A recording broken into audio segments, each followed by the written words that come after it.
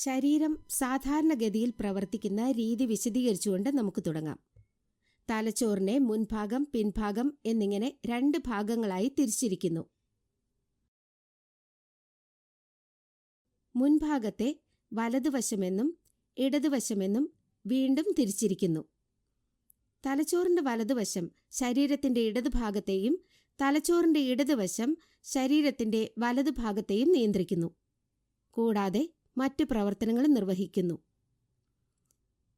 ജീവൻ അനിവാര്യമായ എല്ലാ പ്രവർത്തനങ്ങളെയും നിയന്ത്രിക്കുന്ന ഭാഗങ്ങളാണ് പിൻഭാഗത്തുള്ളത്.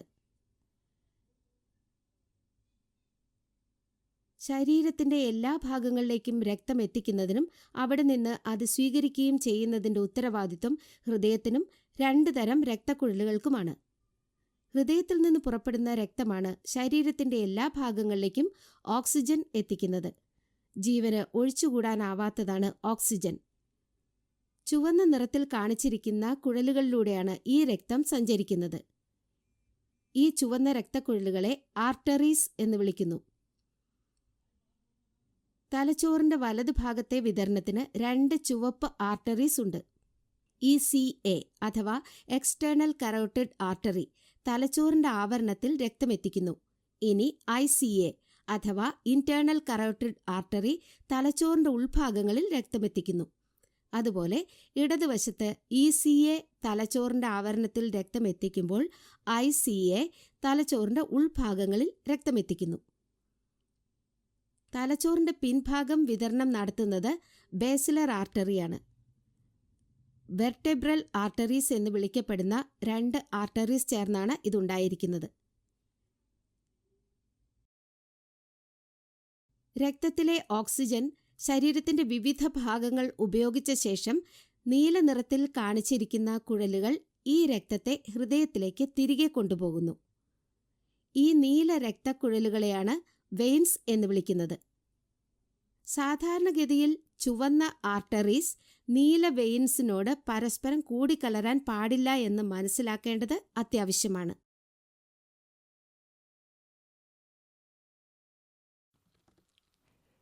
തലച്ചോറിന്റെ വളരെ ഉള്ളിൽ നീല വെയിൻസിന്റെ ഒരു ശൃംഖലയുണ്ട്. ഇതിനെ കവേർണസ് സൈനസ് എന്ന് വിളിക്കുന്നു. സാധാരണഗതിയിൽ ഈ തലച്ചോറിലെ ചുവന്ന ആർട്ടറീസുമായി കണക്ട് ചെയ്യുന്നില്ല. ഇനി ഞങ്ങൾ രോഗി നേരിടുന്ന പ്രശ്നത്തെപ്പറ്റി വിശദീകരിക്കാം. ഈ പ്രശ്നം 2 തരത്തിലാകാം.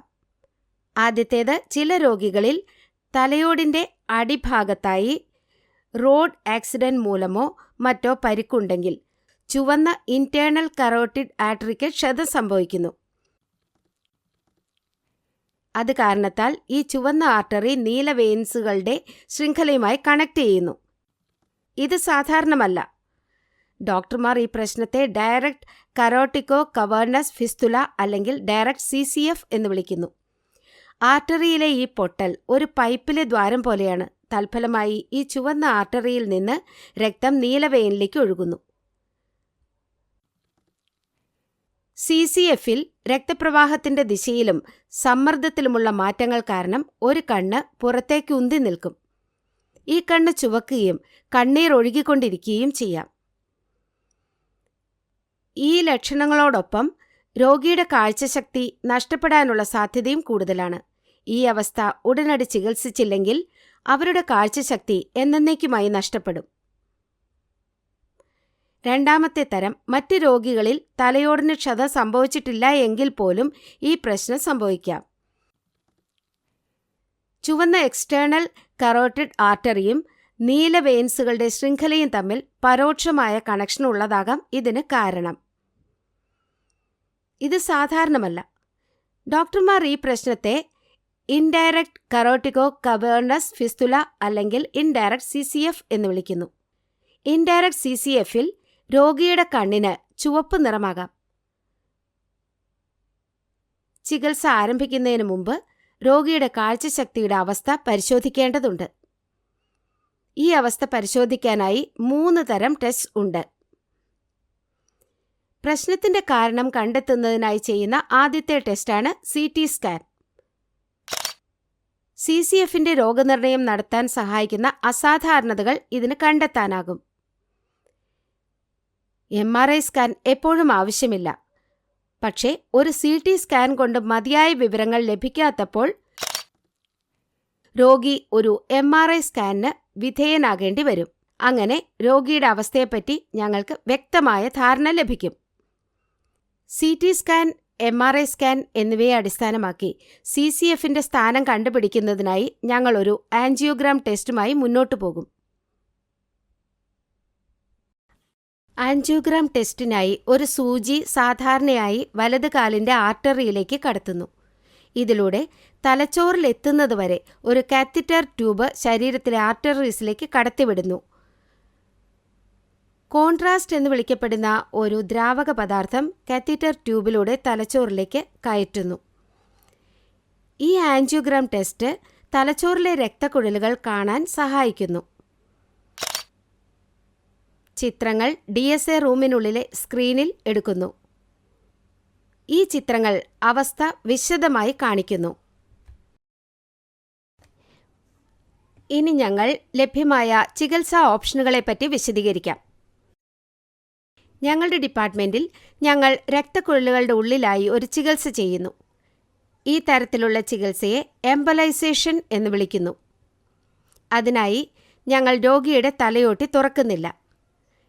എംബലൈസേഷനിൽ മരുന്ന് അല്ലെങ്കിൽ സിന്തറ്റിക് വസ്തു ഒരു കാത്തറ്റർ ട്യൂബ് വഴി അസാധാരണമായ സ്ഥലത്തേക്ക് രക്തയോട്ടം തടയാൻ ഒരു രക്തക്കുഴലിലേക്ക് ഇട്ടുകൊടുക്കുന്നു. ആൻജിയോഗ്രാം ടെസ്റ്റ് പോലെ തന്നെയാണ് ഈ ചികിത്സയും നടത്തുന്നത്. തലച്ചോറിലെ ആർട്ടറീസിൽ എത്തുന്നതുവരെ ധമനികളിലൂടെ മറ്റൊരു കാത്തറ്റർ ട്യൂബ് കടത്തും. കാത്തറ്റർ ട്യൂബ് CCFൽ എത്തിക്കഴിഞ്ഞാൽ കോയിലിംഗ് ഉപയോഗിച്ച് ഞങ്ങൾ അത് ചികിത്സിക്കും. കോയിലിംഗ് ഒരു തരത്തിലുള്ള എംബലൈസേഷനാണ്. കോയിലിംഗിൽ അസാധാരണമായ കണക്ഷനുകൾ പൂർണ്ണമായും അടയുന്നതുവരെ ഞങ്ങൾ സ്പ്രിംഗ് പോലെയുള്ള കോയിൽസ് ഇടുന്നു. ഇതിലൂടെ ഞങ്ങൾ ചുവപ്പ് ആർട്ടറി, നീല വെയിൻ തമ്മിൽ ബന്ധിപ്പിക്കുന്നു. ചില സമയങ്ങളിൽ കോയിലിംഗിന് പുറമെ ചുവന്ന ആർട്ടറിയിലെ പൊട്ടൽ അടയ്ക്കാൻ സഹായിക്കുന്നതിന് ഞങ്ങൾ കട്ടിയുള്ള ഒരു ദ്രാവകവും ഉപയോഗിച്ചേക്കാം.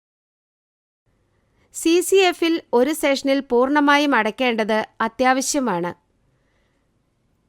നടപടിക്രമത്തിന് ശേഷം വീർത്തിരിക്കുന്ന കണ്ണ് സാധാരണ നീലയിലേക്ക് മടങ്ങണം. അത് ഉടനടിയോ അല്ലെങ്കിൽ കുറച്ചാഴ്ചകൾക്കുള്ളിലോ സംഭവിക്കാം.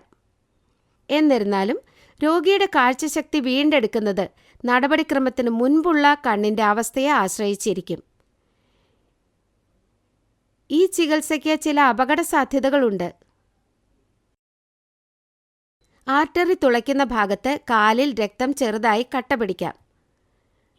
കാത്തറ്റർ ട്യൂബ്സ് ഉള്ളിലേക്ക് കടത്തുമ്പോൾ തലച്ചോറിലെ ഏതെങ്കിലും ആർട്ടറീസിന് പരിക്ക് പറ്റാം. എന്തെങ്കിലും സങ്കീർണത ഉണ്ടെങ്കിൽ രോഗിയുടെ ആശുപത്രി അല്ലെങ്കിൽ ICU താമസം ദീർഘിച്ചേക്കാം.